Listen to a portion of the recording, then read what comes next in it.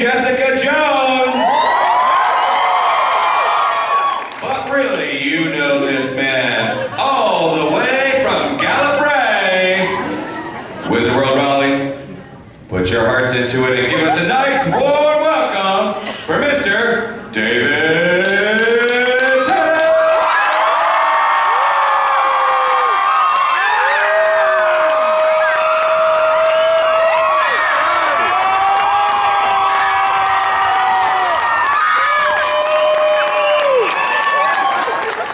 Running old friend? Morning all. How are we?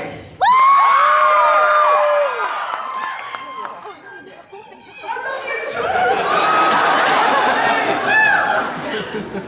It's a good crowd. It's an exciting crowd today.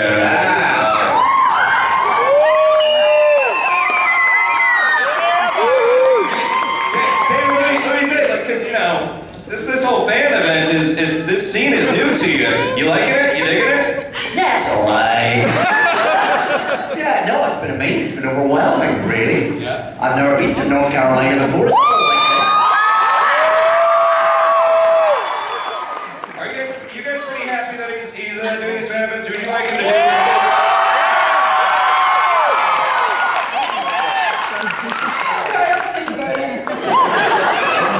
It's Wait, what? St. Louis, okay. now you're all just gonna start shouting cities. Just start shouting, please. Yeah. It's hard to argue with screaming crowds, isn't it? Yeah. Let's actually jump right into the questions so we can get through as many as possible. Yes, sir, with the cell phone. Hi. Oh, are you switched on? Oh, no question for you. Get out of here. That'd be such a cruel joke. I think we're gonna get that mic on momentarily. Doesn't he? You know, I did it for you. I was really hoping you noticed today. Thank you, it's beautiful. So,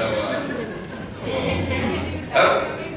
No, Mike. Okay. All right, I'll start with a question. Fine. I was going to start dancing, so it's just as well. Yeah. Actually, you know, Doctor Who has never been as big in America as it is now, as it has been in the last couple of years. Yeah. It is massive. Yeah. Massive here.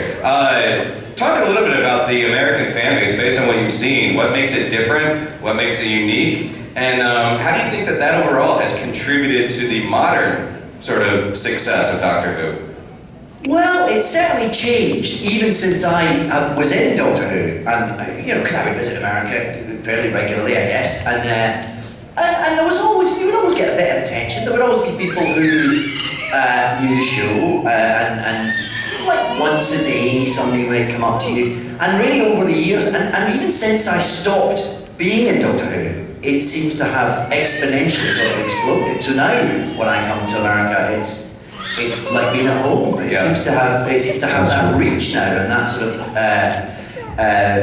ubiquity, which is not something I never thought would happen. We were always sort of told growing up that Doctor Who was big in the UK, but it didn't really travel. It was so English, so British, so sort of peculiarly of our country that the rest of the world didn't get it. Turns out that's not true. And it's everywhere. Yeah, wherever I go, I think, you know, once something's on Netflix, it's everywhere. That's the key. I was going to say, it's apropos that you're heading to Netflix to do Jessica Jones, because Netflix has that's been... where it's at. That is where it's at. Yeah. All right, I think we're ready to go with this question. Hi, David. Good morning. Hopefully you got something good to eat in Raleigh. I did. I had a very lovely breakfast. I won't give you details. I know. Let's just suffice to Too say... intimate, frankly, no. But unless that's your question, in which case I will consider my answer. What's your diet been like since you've been in Raleigh? I think you're getting enough calories, you're getting enough nutritional So, value. yeah. Let's not dwell on this. Yes, yeah. My question's really about the episode Midnight. Right. And how was that like? Was it creepy? How was it? Well, what was peculiar about that is that it was a bit like doing a stage play, and it could be a stage play. In fact, I think someone's done it as a stage play, I heard.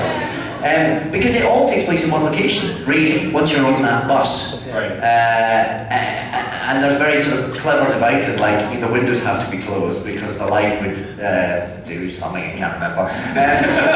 All which means you've got this very contained, it's a very cheap episode, one might say. Because it's just a bunch of actors in a room, but of course from an acting point of view, that's fantastic. It's great to play those scenes, and it got very intense. We would rehearse long 10, 20 minute sections and play them as a play, and it was a fantastic cast. I remember there was a lot of great, Leslie Sharp, fantastic actress, and all sorts of David Troughton, of course. And I do remember thinking, who's that kid over there? This new boy that they'd found, who was being sort of amazing in the corner. Of course, 5 minutes later, he's playing Merlin, and that's Colin Morgan. But Andy Pryor, our casting director, was always very good at finding. Look, we had, when I was in Doctor Who, we had Andrew Garfield, Felicity Jones, Kerry Mulligan, and they were all sort of brand new then. So Colin was another one who was just doing these extraordinary, making these brilliant choices. So all that going on in this one room with this bananas creepy script, which was again unlike anything else. Really, it was a real one of my favourites actually. To this day, I think it's got something so creepy. And the fact that you never really find out what it is either. Right. It's left all quite open-ended. It was a good one to do. And the script that came in at the very last minute, we were supposed to be doing another script, and Russell T. Davis, in case you didn't know, was just sort of, I think he just kind of, I'm not sure of this script. I'm going to take the weekend and see if I can come up with something better. And he sat down and wrote that script in 48 hours, and it's one of the best ones we did. Nice. Hopefully when someone repeats something that you said, it doesn't creep you out anymore. It will always creep me out. Thank you. Thank you. Hi there. Hello. Hi. I was wondering what the biggest difference between the UK and the US is when you're over here. Like, what do you think the biggest change is? Your bacon is very different. It is. It's weird. What is bacon here? It's like this weird little strips of kind of grizzled, carbonated stuff. Do not impugn our bacon, sir. This is where I draw the line. You want to get some of our bacon? It's more like your ham. It's halfway between your bacon and your ham. Yeah. Lies our bacon. And I would urge you to try it. So that's different. You have different accents here. I don't know, what's different? I mean, I think, well, it's, I think you hit the two main ones. Principally, it's the bacon and the accent. I don't think there's anything else. No. You have a different president, you have a prime minister. I think that's it. I think we've covered all of social history there. Yeah. Thank you. Thank you. Thank you. I bet you feel informed now. We are learning things here. Yeah. It's a cultural conversation. Hi there. Hi. I was just wondering, what was it like for you the first time that you met the Proclaimers? Oh, it was very exciting. It was very exciting. But like all these things, when you said, well, I mean, it's still, I've met them a few times now, but I'm still rather tongue-tied. Like anything, when you grow up with someone and you're kind of in awe of someone. I recently did a film with Billy Connolly, who growing up in Scotland, Billy Connolly's the king. He's the unofficial king of Scotland. He's much more important than the actual Queen of Scotland. Much more important. So when I suddenly found myself on a film set with someone like him, it was a week before I could look him in the eye. And it was a bit the same with the Proclaimers, but in both cases actually, they turn out to be exactly what you would want them to be. There's always a fear of meeting one's heroes, one's idols, that they will have feet of clay, as it were, that they'll disappoint. But in both those cases, they were they so thoroughly lived up to what I wanted them to be that it was very exciting. And the Proclaimers, I mean, they're lovely boys. They really are. Thank you. Good question. Thank you. Hi there. Hello, I just want to first say that I think you're brilliant and that you're my doctor. Oh, thank you very much. My question is, as normal people, you dream about high school and jobs and stuff. Do you still, every once in a while, when you're dreaming, like in bed snoring, dream that you're still the doctor or anything? This is very intimate, kind of weird, very intriguing as well, so I'm curious. Yeah. When I'm in bed snoring, how do you know that I snore? Are you working in the hotel? Were you in my closet last night? Do I need to call security? I don't think I've dreamt about being the doctor since I was, but then you don't stop being the doctor, do you? It's like... It's like being president of the United States. You still get called Mr. President as long as you live. And I still get called doctor everywhere I go, and that's fine by me.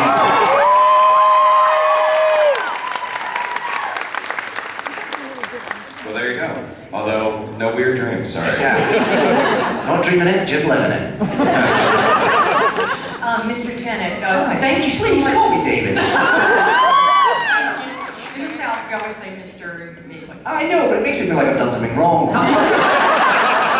All right, David, thank you so much for coming. Thanks We for having appreciate me. that. And I want to briefly ask you, I saw you in Recovery, and that was some of the best acting I have seen in my life. And I'm going to ask you, how did you prepare for that role? It was so emotionally wrenching. Well, Recovery, for anyone who hasn't seen it, which is probably most of you, it was a TV film made by the BBC about someone who's suffering from a brain injury. I prepared for it by meeting people who'd gone through that, really, and by meeting people that their families and people who work with them, and carers and charity workers, and you just meet people and you talk to people and you rely, of course, very heavily on the script, which is beautifully written by Tony Marchant, and you just hope that you can do that justice, really. Obviously, when you're doing something like that, you have to be respectful of the facts, and you have to make sure you know what you're trying to achieve. But then you also have to take the leap into the fiction of the script as well. It had to be emotionally draining. Well, I guess if you telling stories like that should be to an extent, yeah, and it would be disrespectful to the people whose stories you are telling if it weren't. But then that's part of the job, and that's what we do,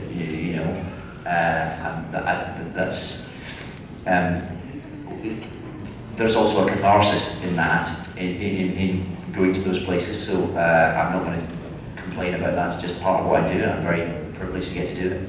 Thank you, sir. You're Thank brilliant. you. Thank you. Thank you. Hello. How are you? John Barrowman was here recently at a con. In I'm so sorry. Raleigh was Did here. he keep his trousers on? No, he did not. Okay. But while he's here, he placed a phone call I bet he did. to you. Oh, yes! I believe he left a shouty message to you. Yes. Uncivilized. That was from here, was it? That was from North Carolina. Was it really? I didn't realise that. Yes, I did. Do you know what? I nearly picked up. I'm so sorry. I got to the phone very late and went, what is John calling? What's that all about? And then I listened back and went, I'm glad I didn't pick up that I told my phone We're up. not going to just start calling everyone on stage. Well, what's your question? Well, it really wasn't a question. I just wanted to mention, I think he's in LA right now, where the local time is currently shortly after 8 o'clock in the morning. Yes. I don't think you'd appreciate that, but how do you know where John Barrowman is? Where he is all the time. Is there an app? Have you seen that man's Instagram feed? He posts a lot, so we all know where he is at any point in the game. I must sign up. Thank you. Hello. Hello. Hi. Yeah. Are you wearing a kilt? Yes, I am. Well done. What's your talk to me? I'm wearing the Black Watch tartan right now. Oh, I was yeah. the best man in a buddy of mine's wedding a couple years back. Very good, very It good. was a Highland wedding. Yeah, great. Yeah, my question is, with the growing popularity of social media such as YouTube, that's given rise to parody videos. Like, there's been some that have been Doctor Who related, like The Hillywood Show and Epic Rap Battles of History. I was wondering if you've seen any of those, and if so, what your opinion is on them. Epic Rap Battles of History is a great favourite of my son. So I've seen them a lot. On a loop. And he's thrilled that I'm on there. I think he's thrilled. I've certainly seen the one in which my character appears. And it's very funny. I mean, the Hilly... is that the girl who dressed up as me? Yes. Yeah, I have seen that. It's extraordinary. Yeah, amazing. It's sisters, is it? Right. Is she here? Where is she? Yeah, no, I mean, it's a whole new world, isn't it, of ways that we, that people can get creative and put stuff out there, and I think it's an unstoppable tide, and it's wonderful that it allows creativity to, find all these different nooks and crannies to flow into. It's great. Okay. Thank you. Thank you. Hi there. Hi. Hi. First of all, I wanted to say I am loving season 2 of Broadchurch. Thank you. How many episodes have you seen? How many episodes have you seen? Just 2.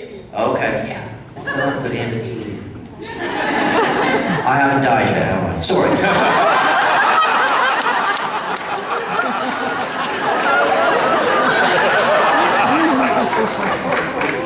I might be winding you up. I might know. My question was, what is the absolute worst date you have ever been on?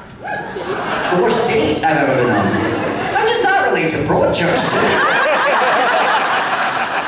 I really hope not at all, actually. I've never been on a bad date. Oh my God. It's my official and final answer. I think it would be, I'm sure there's lots of people who have been on dates with me that feel it was a bad date, but I wouldn't be ungallant enough to believe it so the other way around. No! Your mother trained you well. Thank you. Thank you very much. No, I was always amazed that I went on any dates at all, to be honest. So it was always a red letter day for me. And I'm very glad. And now I'm happily married, I don't have to worry about all that anymore. Oh, it's too stressful. Interesting question, thank you. Hello, how are you? Are you texting? I'm sorry, I was disturbing you. Hey, you can finish. No, I You on Angry Birds? What are you doing? my question is, I get tongue-tied, so I was trying to... Oh, don't worry, I'm sorry. I was trying to Josh. Now you just feel awful, don't Now I feel really bad. I'm so Mr. sorry. Tennant. Keep going. I'm so sorry. Sorry, go on. So my question is, if you could invite any 3 people from history to dinner, who would you invite? Oh, well, no. Well, no. From history, so they're no longer with us. Yeah. Yeah, okay, it's good. Let's get the criteria to start narrowing it down. I'd have Shakespeare. I'd like to have Shakespeare there. Just to find out, all the secrets that he took to his grave. I'd love to quiz him a bit.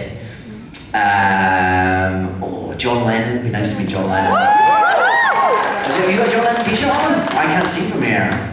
Ah, well done. Congratulations. Who would my third be? Hitchcock, maybe? How the 3 of them would get on? Probably really badly. It would be, interesting though. But then, there's so many people, Nelson Mandela, it would be amazing to talk to him, wouldn't it? Or Martin Luther King, there's so many. I'd have to think about that, and really, it would be all about the chemistry of the dinner party, wouldn't it? I mean, if you put Shakespeare with the other ones, he's probably going to spend the whole time wondering what the hell has happened and where he is. Why he's alive again. Why he's like, yeah, what these, what this electricity is, what these mobile phones are. You probably just spent the whole time just catching up. So maybe he would be a bad choice. Or unless you go with me, you get him and Christopher Marlowe together, that'd be interesting. And Queen Elizabeth, I don't know. No, she'd be a nightmare. I'm going to think about that. I'm going to draw up several lists and cross-reference and get back to you. Thank you for the question. Thank you. Thank you. Hi, Good morning. how are you? I'm good, how are you? Excellent. I just wanted to say that it's really amazing to have you here. I mean, this is like a dream to be getting this opportunity. Oh, listen, it's a pleasure for me. I just wanted to ask you, we're all here because we're all geeking out over you and Doctor Who. So I was wondering, what kind of things do you geek out about? Oh, well. I've got my West Wing t-shirt on. What I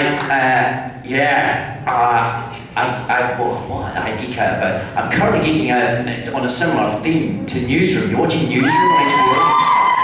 Man, I love that. That's my current geek out. All sorts of things. I mean, I visited the Marvel offices the other day, because I work for Marvel now. That was just one long geekarama, that. But what's weird is because I've done, certain things in recent years, I go into somewhere like Marvel and they're geeking back at me. It's like this weird kind of geekathon. Who can geek harder? I'm like, geek you back. Geek you. It's sort of wonderful and kind of overpowering and overwhelming. So lots of things. Thank you. Did you leave with a lot of toys, by the way? I know you got comics, but... Do you know they shipped some stuff? Because it's all quite heavy. And I don't live in New York, but a big package arrived in London for me. I love Marvel. Hello there, little sir. How are you? Hi. Hi. I was wondering what the most realistic monster you've worked with on set is. Good question. Good question. The most realistic one probably is the Daleks, because they're completely realised in front of you. Whereas with most of them, there's an element that's added afterwards. Some of them are completely done in a computer after you've finished. So you act with either a man in a green suit or a ball on a stick or something else. And it's all been afterwards. But the Daleks happen in front of you. And of course they don't look like a man in a suit. They move around and the guys inside move them with such grace and elegance that they whiz around. The lights flash as they talk. It all happens. Nothing's added afterwards. So they are pretty great to act with. Actually, you can play a proper scene with them. And then Davros turns up and it's the same. You can play a proper scene with him, and when you've got Julian Bleach being as extraordinary as he was in that part. Yes. Wouldn't it be good if he came back?